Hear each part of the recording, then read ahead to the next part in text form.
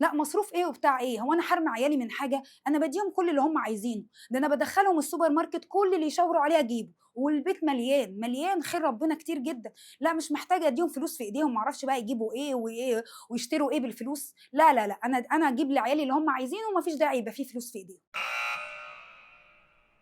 المصروف اليومي أو الأسبوعي أو الشهري مالوش علاقة كبيرة بالحرمان يا ماما، مالوش علاقة أنتِ بتجيبي طلبات ابنِك والّا ما بتجيبيهاش، ومالوش علاقة أنا عايزة أدّي له إيه وأمنع عنه إيه، المصروف ليه أهداف قوية جدًا، جدًا، جدًا في الإدارة المالية، والإدارة المالية للأطفال مؤثرة جدًا على مستواهم العقلي ومستواهم النفسي كمان، لازم الطفل يكون معاه مصروف يومي ثم أسبوعي ثم شهري علشان يتدرب على مفاهيم الإدارة المالية. إزاي يبقى معايا فلوس، إزاي أعمل أولوياتي، إزاي أعرف أشتري إيه وأحوّش إيه وأطلّع إيه لله